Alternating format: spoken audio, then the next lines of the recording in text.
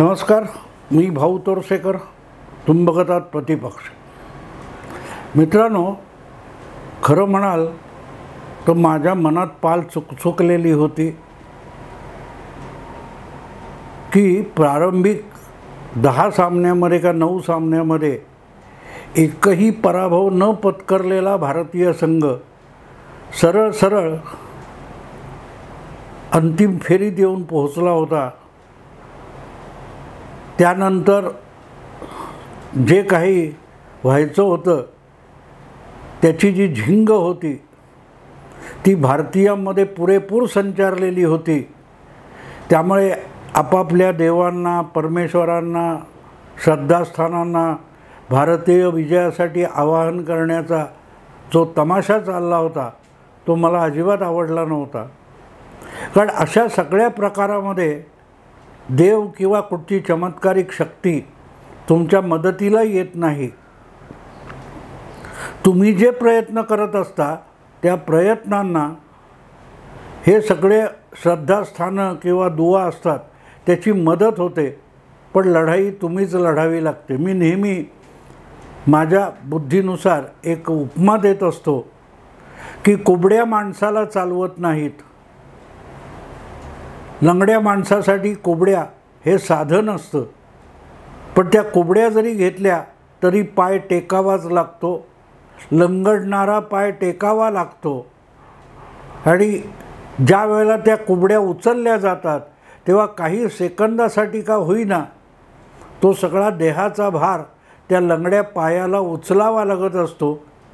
त्यामुळे लंगडा पाय टेकून काही सेकंदासाठी का होईना आपल्या देहाचा सगळा भार सोसण्याची इच्छाशक्ती माणसाच्या मनामध्ये आणि शरीरामध्ये असेल तर कुबड्यांचा उपयोग असतो. तसंच श्रद्धास्थान, दैवी शक्ती या सगळ्या गोष्टी ही साधनं आहेत. तुमचं मनोबल वाढवण्यासाठी आहेत. पण मुळात मनोबल वाढवायचं तर मनोबल असावं लागतं. जिंकण्याची इच्छाशक्ती असावी लागते. ती नसेल तर बाकीच्यांनी किती पूजापाठ केले, नवस केले, त्यांनी काहीही होत नाही. ते मनाचं समाधान असतं. अगदी काय त्या सिद्धिविनायकाला किंवा आणखीन कुठच्या देवस्थानाला, कुठच्या मकबऱ्याला जाऊन लोक भेट देतात, डोकं टेकतात आणि आपले आजार बरे व्हावेत म्हणून अगदी देवाची करुणा भागतात. तेव्हा देव येऊन तुमच्यावर उपचार करत नाही किंवा शस्त्रक्रियासुद्धा करत नाही, औषधं आणून तुम्हाला देत नाही. ते सगळं डॉक्टरच करत असतात. पण ते डॉक्टर करत असतात, त्यांच्या हातून चमत्कार घडावा यासाठी दुवा मागितला जातो. तो डॉक्टरच जर शहाण्यासारखा वागला नाही, योग्य वागला नाही तर तुमचा दुवा उपयोगाचा पडत नसतो, उपयोगाचा ठरत नसतो. मुद्दा असा आहे मित्रांनो की सलग 10 सामने जिंकून अंतिम फेरीपर्यंत पोहोचलेल्या भारतीय संघाला आणखीन एक सामना खेळायचा होता आणि आधीच्या 10 विजयांचं पाठबळ त्या सामन्यासाठी उपयोगी नव्हतं. त्या सामन्यामध्ये खेळणं आणि जिंकणं अगत्याचं असतं. मला कुठली होती मॅच आठवत नाही, पण मुंबईच्या वानखेडे स्टेडियमवरती मॅच होती. कदाचित आशिया कपची असेल, विश्वचषक कुठचा होता आठवत नाही. पण अंतिम फेरीत पोहोचलेला दक्षिण आफ्रिकेचा जो संघ होता तो सुद्धा आधीच्या कुठल्याही एका सामन्यात हरलेला नव्हता. त्यामुळे यावेळेला दक्षिण आफ्रिका बाजी मारून जाणार असंच बोललं जात होतं. त्यावेळेला दक्षिण आफ्रिकेचा कर्णधार हॅन्सी क्रोनिये मला अजून आठवतं आणि माझ्या डोळ्यासमोर टी व्हीवर दाखवलेलं त्याचं वक्तव्य जसंच्या तसं लक्षात आहे. हॅन्सी क्रोनिये म्हणाला होता, आधीच्या सगळ्या विजयांना काहीही अर्थ नसतो. जिंकायचं, ट्रॉफी जिंकायची, चॅम्पियन व्हायचं तर हा सामना जिंकावा लागेल. आधीच्या सगळ्या सामन्यांचं पाठबळ या सामन्यासाठी काडी मात्र उपयोगाचं नाही. आणि तेच मित्रांनो, क्रिकेटच्या मैदानात नव्हे, जगातल्या प्रत्येक गोष्टीतलं सत्य असतं. आजपर्यंत आमचा वारसा काय आहे, आजपर्यंत आम्ही काय काय पराक्रम केले आहेत, ते कुठल्याही लढाईमध्ये उपयोगी नसतात. हां, त्याचं दडपण प्रतिपक्षावर येत असतं, समोरच्या बाजूवर प्रतिस्पर्ध्यावर येत असतं. तेवढ्यापुरताच आधीच्या सगळ्या वारशाचा आणि पराक्रमाचा, विजयाचा उपयोग असतो. पण त्या सामन्यात, आजच्या सामन्यात, आजच्या युद्धामध्ये समोरच्याला हरवणं याला दुसरा कुठलाही पर्याय नसतो. आणि तिथे भारतीय संघ कमी पडलेला आहे. सगळा मला आठवतं, आणखीन एशिया चषक किंवा अशी कुठची स्पर्धा होती मला आठवत नाही, पण पाकिस्तान कसा हरणार, अंतिम सामन्यात आलेला भारतासमोरचा पाकिस्तानी संघ कसा हरणार, हे भारतीय विश्लेषक, पत्रकार, चॅनेल्स मोठ्या कौतुकाने सांगत होते. पण त्याही सामन्यात भारताचा दारुण पराभव झाला होता आणि पाकिस्तान जिंकला होता. ती मॅच मी थोडीफार बघितली होती. कालची जी काय रविवारी झाली ती फायनल मॅच मी बघितलेली सुद्धा नाही आहे. पण मला असं वाटलं की या निमित्ताने, पराभवाने जे कोमेजून गेलेले भारतीय लोक आहेत त्यांना पराभव पचवणं आवश्यक आहे आणि तो कसा पचवायचा हे समजावणं आवश्यक आहे असं मला वाटलं. कारण क्रिकेट हा शेवटी खेळ आहे, कधी विजय कधी पराजय होत असतात. पण पराजय पचवण्याची क्षमता ज्याच्याकडे असते तेच पुन्हा पुन्हा लढाईला सिद्ध होतात आणि कधीतरी लढाई जिंकतात. पण लढाई जिंकल्यानंतर सगळ्यात मोठा बोजा डोक्यावर चढत असतो की आता परत हरायचं नाही, आता परत हरायचं नाही. आणि त्यासाठी आपल्याच विजयाचा बोजा आपल्या डोक्यावर सुद्धा घेता कामा नये. तर एक नवा सामना आहे, नवा प्रतिस्पर्धी आहे, हे ठरवून लढायला उभं राहावं लागतं. आपण जेव्हा समोरच्याला सहजगत्या हरवू शकतो, ही जी मानसिकता असते ज्याला इंग्रजीमध्ये कॉम्प्लेसन्सी म्हणतात, विजयाची उदासीनता, तिथे तुमचा पराभव होत असतो किंवा तुम्ही पराभवाची बेगमी करत असता. मला असं वाटतं की भारतीय संघावर जितका विश्वास आणि त्यासाठी दुवा मागण्याची धावपळ सगळ्या चॅनेलपासून, बातम्यांपासून जनमानसामध्ये होती, ते भारतीय संघाच्या या फायनलमधल्या पराभवाचं सर्वात मोठं कारण आहे. आपण आधीचे किती सामने जिंकलो, कसे जिंकलो विसरून जा. आजचा सामना हा जीवन मरणाचा प्रश्न आहे आणि हा जिंकला पाहिजे. या भूमिकेत ऑस्ट्रेलियन संघ होता. आपण 5 वेळ विश्वचषक जिंकलाय, भारताने तर 2दाच जिंकलाय. अशा भ्रमामध्ये ऑस्ट्रेलियन संघ नव्हता. ज्या नवेपणाने आणि उत्साहाने आणि ईर्षेने पाकिस्तान किंवा इंग्लंड वगैरे संघांना अफगाणिस्तानच्या नवख्या कोवळ्या संघाने पराभूत करून दाखवलं होतं ना, ती ईर्ष्या ऑस्ट्रेलियन संघामध्ये या फायनलच्या मॅचच्या वेळेला होती. इंग्लंड कधीतरी विश्वचषक जिंकलेला संघ आहे, पाकिस्तानसुद्धा कधीतरी विश्वचषक जिंकलेला आहे. या दडपणाखाली अफगाणिस्तानचा खेळाडू खेळला नव्हता. म्हणूनच कधी काळी विश्वविजेते असलेल्या त्या 2 संघांना अफगाणिस्तानचा संघ हरवू शकला. त्यांना विश्वचषक जिंकायचा नव्हता. अफगाणिस्तानच्या सगळ्यात नवख्या संघासमोर मर्यादित असं लक्ष होतं. आपण विश्वचषक जिंकू शकत नाही आणि कुठेतरी काहीतरी होऊन आपण अंतिम फेरी नाही पण सेमीफायनल गाठली, बाद फेरी गाठली, तरीही आपण विश्वचषक जिंकल्यापेक्षा मोठं यश मिळवलं, तेव्हा तिथपर्यंत जाण्याचं दार ठोठावता आलं तरी खूप आहे. बाद फेरीत प्रवेश करायचं दार ठोठावलं तरी आपण विश्वचषक जिंकल्यापेक्षाही मोठा पराक्रम आपल्या कोवळ्या वयात गाजवला, इतकं ते यश असेल. ही मर्यादित गोष्ट अफगाणिस्तानच्या नवख्या संघाच्या खेळाडूंसमोर होती आणि त्यांनी तो पराक्रम करून दाखवल्या.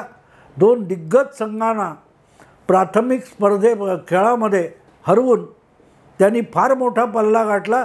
जगभर अफगाणिस्तानच्या संघाचं कौतुक त्यासाठी झालं. भारताने 2दा विश्वचषक जिंकला होता, पण ऑस्ट्रेलियाने 5 वेळ जिंकला होता. आणि म्हणून मुद्दा इतकाच असतो मित्रांनो, की आपण विजय मिळवला ते त्या विजयाच्या नादात आणि आवेशात राहू नये. मग तुम्ही राजकारणात असा, कुठच्या खेळाच्या स्पर्धेत असा किंवा प्रत्यक्ष युद्धभूमीवर असा, आपला विजय सहज साध्य आहे असं वाटायला लागतं. तिथपर्यंत ठीक असतं. अंगात जोश संचारण्यासाठी आपलाच विजय आहे ही भूमिका ठीक असते, पण मनामध्ये स्पष्ट असायला पाहिजे की तो विजय आवाक्यात दिसला असला तरी आवाक्यात आलेला नाही, आपण विजय प्राप्त केलेला नाही, ही भावना महत्त्वाची असते.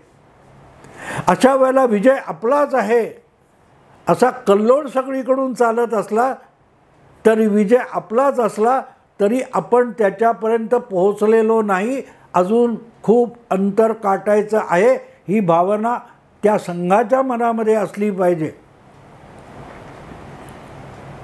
एक एक पाऊल जपून टाकावं लागतं. आणि मला असं वाटतं की 4थ्या क्रमांकावरून आपण फायनलमध्ये आलो. बाद फेरीत गुणपत्रिकेत 4था क्रमांक आणि तरी फायनलला आलो, तर मग आपल्यासमोर आव्हान मोठं आहे. आपण पराभव होणार हे गृहीत धरून जिंकण्याच्या दृष्टीने पुढे पाऊल टाकायचं आहे. हे ऑस्ट्रेलियाच्या डोक्यात होतं, भारतीय संघाच्या डोक्यात तितकं होतं की नाही. मी बातम्या बघत होतो मित्रांनो, मी स्पर्धा बघितली नाही, पण विजय मिळवणारा खेळाडूची एंट्री या सगळ्या बातम्या खुळचट होत्या. ज्या भारताकडे एकही जेन्युन फास्ट बॉलर नव्हता, त्या संघाने 4 फास्ट बॉलर जागतिक दर्जाचे असलेल्या वेस्ट इंडिजला 40 वर्षापूर्वी हरवलं होतं मित्रांनो, हरवलं होतं. कारण तो विजय आपला आहे की नाही माहीत नाही, पण आपण झुंजायचं हे कपिल देवनं ठरवलं होतं. आणि आपल्याकडे काय परिस्थिती असते बघा, की त्या कपिल देवला आमंत्रण दिलं नाही या वेळच्या विश्वचषकाचं, हा सुद्धा अपशकून ठरवला गेला. त्याच्यावरच्या ज्या प्रतिक्रिया येत आहेत मी बघतो, हा विजय भाजपचा नसतो, हा भारताचा असतो, भारतीय संघाचा असतो आणि 140 कोटी भारतीयांचा असतो. ही ज्या वेळेला धारणा असते तेव्हा आपल्या सगळ्या इच्छा या त्या खेळाडूंवर केंद्रित झाल्या पाहिजेत. आणि त्या खेळाडूंनी सुद्धा आपण 140 कोटी लोकांच्या अपेक्षांसाठी खेळतोय हे लक्षात ठेवून पुढे गेलं पाहिजे. आणखीन एक गोष्ट असते मित्रांनो, आणखीन एक गोष्ट असते, पराजय अपयश हे नेहमी अनवरस असतात, त्यांना बाप नसतो.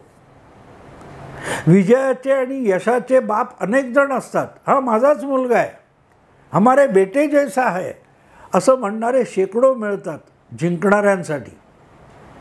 पण पराभूत असतो ना, त्या पराभूताला बाप नसतो, त्याला आई असते. पण बाप कोण याच्यावरून त्याची खिल्ली उडवली जात असते. पण ते पचवणारा जो असतो ना, तो बिनबापाचा सुद्धा एक वेळ अशी येते की झुंज देऊन आपण तुमचे बाप आहोत हे दाखवून देतो. त्याला अजिंक्य म्हणतात, त्याला अजिंक्य म्हणतात. पण या विश्वचषक स्पर्धेतला फायनलचा सामना बघितल्यानंतर त्यावर भाष्य करताना मला राजकारण सांगितल्याशिवाय राहणार नाही. जितक्या सहजतेने मोदींना फक्त 38% मतं होती, 62% मतं तर मोदींच्या विरोधात होती. विरोधी पक्षांची मतं एकत्र केली, त्यांची एकजूट केली, तर सगळ्या विरोधी पक्षांची एकजूट ही भाजपला सहज पराभूत करू शकते. ही जी मानसिकता आहे ना, त्या मानसिकतेने रविवारी भारतीय संघाचा अंतिम सामन्यामध्ये दारुण पराभव झाला. ती जी मानसिकता आहे की मोदींना हरवणं सोपं आहे.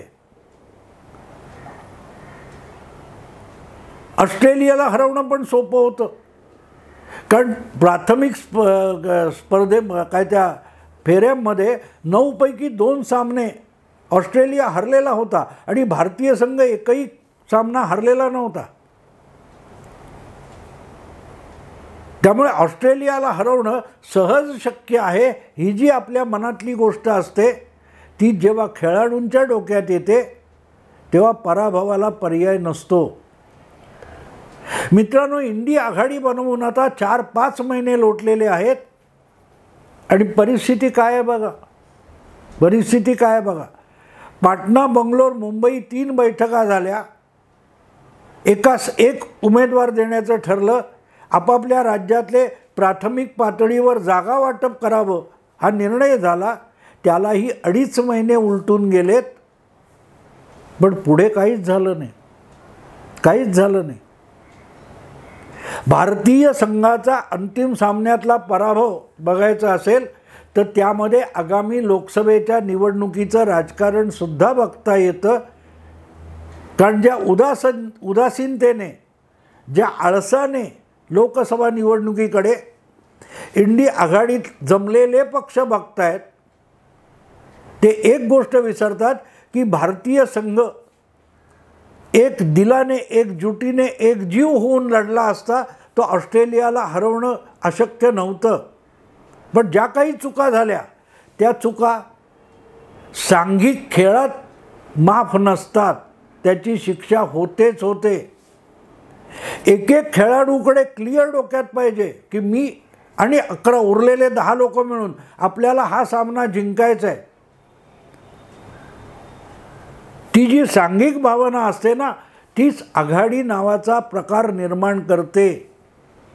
आघाडीमध्ये मला किती जागा मिळणार आणि तुला किती जागा देणार नाही यावर राजकारण चालू शकत नाही आणि ते राजकारण निवडणुकात जिंकून देऊ शकत नाही.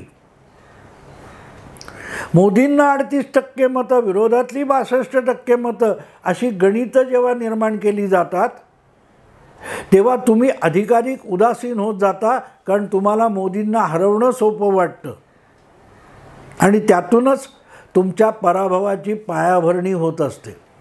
हे जे काय नवस केले गेले, पूजा केल्या गेल्या, होम हवन केलं गेलं, हे सगळं उदासीनतेला आवाहन होतं. अख्खा देश पाठीशी आहे, लोकांच्या भावना इतक्या पाठीशी आहेत, त्यामुळे आम्ही जिंकलो असं खेळाडूंनी जिंकल्यावर म्हणणं सोपं असतं.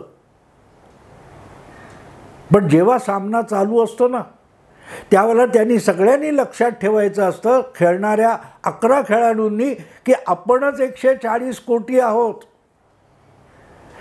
या सगळ्या 140 कोटींच्या भावभावना, इच्छा, आकांक्षा म्हणजे आपण आहोत आणि म्हणून आपण जिंकलं पाहिजे.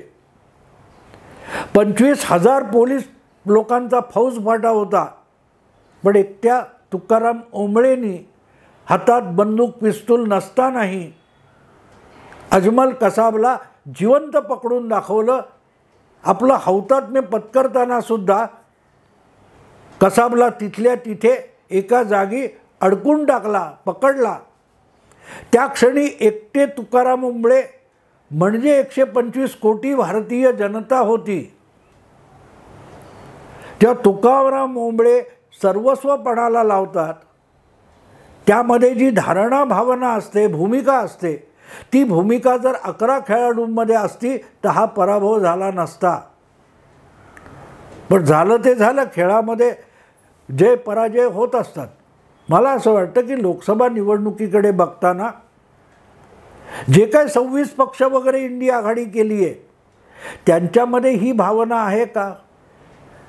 नसेल तर ती आणायची कशी याचा विचार आधी केला गेला नाही, आत्ताही चालू नाही आणि पुढे होण्याची शक्यता नाही आहे.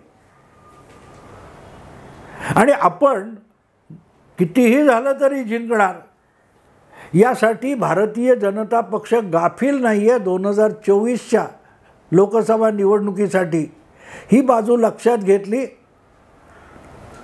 तर फायनल 2024मध्ये जी होणार आहे त्याच्याशी तुलना करणं भाग होतं.